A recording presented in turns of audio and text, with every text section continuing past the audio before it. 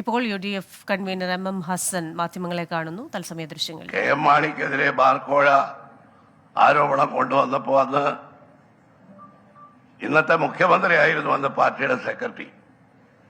അദ്ദേഹം പറഞ്ഞ വാക്കുകളെല്ലാം നിങ്ങളെല്ലാവരുടെയും കയ്യിലുണ്ട്, ചാനലുകളുടെ കയ്യിലുണ്ട്, പത്രങ്ങളുടെ കയ്യിലുണ്ട്.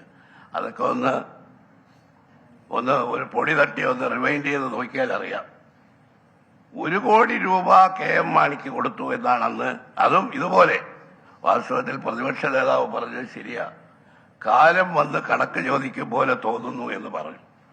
കാരണം അസോസിയേഷനകത്തുള്ള തർക്കം കൊണ്ടാണ് അതിനെതിരായ ആരോപണവുമായിട്ട് അസോസിയേഷനിലെ ഒരു നേതാവും രംഗത്ത് വരുന്നത്. 1 കോടി രൂപ KM മാണിക്ക് കോഴ കൊടുത്തു എന്നുള്ളതിന്റെ പേരിൽ മാർക്സിസ്റ്റ് പാർട്ടി അന്നത്തെ പ്രതിപക്ഷം നടത്തിയ പ്രക്ഷോഭങ്ങളും അവർ പറഞ്ഞ അഭിപ്രായങ്ങളും ഇന്ന് ഇതിന് ബാധകമാണ്. അതിന്റെ 10 ഇരട്ടി. അതാണ് ഇവരുടെ കണക്കനുസരിച്ച് 20 25 കോടി രൂപ പിരിക്കാനാണ് ഓരോ ബാറും ഉടമയും 2.5 ലക്ഷം രൂപ നൽകണം എന്ന് ഈ സന്ദേശം കൊടുത്തിട്ടുള്ളത്. എന്തിന്റെ പേരിലായാലും ഇപ്പൊ അതിന്റെ ന്യായീകരണങ്ങളൊക്കെ വരുന്നു. ആ ന്യായീകരണങ്ങളൊക്കെ വാസ്തവത്തിൽ അന്വേഷിച്ച് ഇതിന്റെ വസ്തുത പുറത്തു കൊണ്ടുവരേണ്ടതാണ്. അതുകൊണ്ട് ഈ പിണറായി സർക്കാർ അധികാരത്തിൽ വന്നതിന് ശേഷം ഈ കഴിഞ്ഞ 6-7 വർഷക്കാലത്തിനിടയ്ക്ക്, പ്രത്യേകിച്ച് കഴിഞ്ഞ 2-3 കൊല്ലമായി 130 ബാറുകൾക്ക് പുതുതായി ലൈസൻസ് കൊടുത്തിട്ടുണ്ട്. KM മാണിയുടെ കാലത്ത് പറഞ്ഞിരുന്ന 5 നക്ഷത്ര ഹോട്ടലുകളിൽ ബാറുകൾ അനുവദിക്കാനാണ് 5 കോടി രൂപ അഴിമതി നടത്തിയതെന്നാണ് അന്നത്തെ പ്രതിപക്ഷം ആരോപിച്ചത്.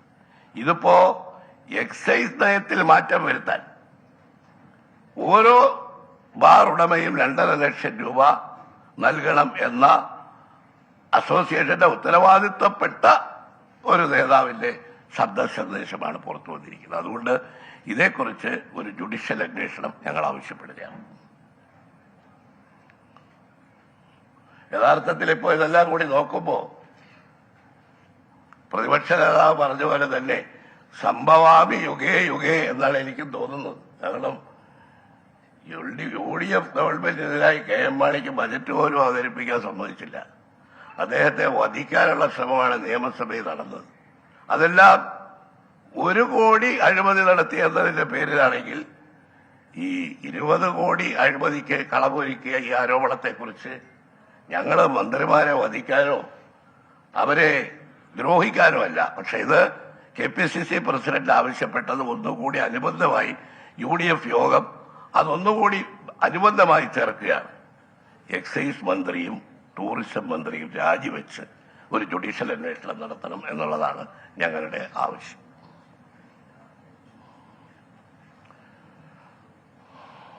ലോക്സഭാ തെരഞ്ഞെടുപ്പിന് ശേഷം ഇന്ന് UDFന്റെ ഏകോപന സമിതി കൂടിയതാണ്. ഞങ്ങൾ ലോക്സഭാ തെരഞ്ഞെടുപ്പിനെ കുറിച്ച് ഒരു വിലയിരുത്തൽ നടത്തി.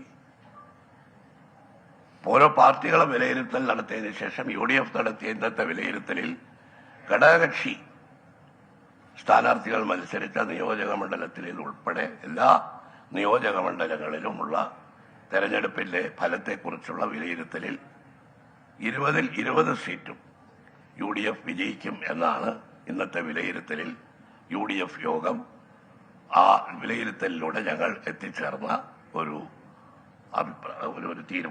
അഭിപ്രായം. കേരള ലോകസഭ, കേരള ലോകസഭയല്ല, ലോക കേരള സഭ നടക്കാൻ പോവുകയാണ്. കഴിഞ്ഞ 2 ലോക കേരള സഭകൾ ഞങ്ങൾ ബഹിഷ്കരിച്ചു.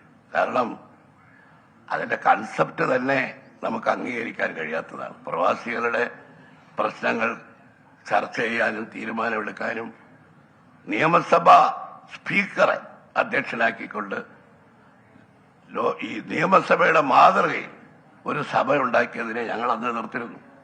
ഞാൻ കേരളത്തിലെ പ്രവാസകാര്യ മന്ത്രിയായിരുന്ന ആളാണ്. ആ കാലത്തും പിന്നീട് അച്യുതാനന്ദൻ മുഖ്യമന്ത്രിയായപ്പോഴും പിന്നീട് പിണറായി ആദ്യം വന്നപ്പോഴും ഒക്കെ പ്രവാസികളുടെ ആഗോള സമ്മേളനങ്ങൾ നടത്തിയിട്ടുണ്ട്. അവരുടെ പ്രശ്നങ്ങൾ ചർച്ച ചെയ്തിട്ടുണ്ട്. കേന്ദ്ര ഗവൺമെന്റ് ആണെങ്കിൽ വാജ്പേയി പ്രധാനമന്ത്രിയായിരുന്നപ്പോഴാണ് പ്രവാസി ഭാരതീയ സമ്മേളനം ആരംഭിച്ചത്. ആദ്യം മുതൽ ഒരു 6-7 സമ്മേളനങ്ങളിൽ കേരളത്തിലെ പ്രവാസി കാര്യമന്ത്രി എന്നും പിന്നീട് നോർക്കയുടെ ചെയർമാൻ എന്ന നിലയിൽ ഞാൻ പങ്കെടുത്തിട്ടുള്ളത്. അത് തന്നെ വാസ്തവത്തിൽ ഈ പാശ്ചാത്യ രാജ്യങ്ങളിൽ നിന്ന് അമേരിക്ക, യൂറോപ്പ്, കാനഡ അവിടെ നിന്ന് അവര് ആളുകളെയൊക്കെ വിളിച്ചു വരുത്തി ഒരു വലിയ ആഡംബരമാണ്. കോടിക്കണക്കിന് രൂപ ചിലവാക്കി ഈ പ്രവാസികളുടെ പ്രശ്നം ചർച്ച ചെയ്യലാണ്. പ്രവാസി ഭാരതീയ സമ്മാൻ അവാർഡ് കൊടുക്കുന്നുണ്ട്. ഞങ്ങൾ കേരളമാണ് ആദ്യം ശക്തിയായിട്ട് അങ്ങനെ ഒരു സമ്മേളനം നടത്തുമ്പോൾ ഏറ്റവും കൂടുതൽ പ്രവാസികളുള്ള. ബാർക്കോഴ ആരോപണത്തിൽ ജുഡീഷ്യൽ അന്വേഷണം ആവശ്യപ്പെടുകയാണ് കോൺഗ്രസ്. എക്സൈസ് മന്ത്രിയും ടൂറിസം മന്ത്രിയും രാജിവെക്കണം. അതേപോലെ തന്നെ വിഷയത്തിൽ ജുഡീഷ്യൽ അന്വേഷണം വേണമെന്നാണ് ഇപ്പോൾ എം ഹസൻ ആവശ്യപ്പെടുന്നത്.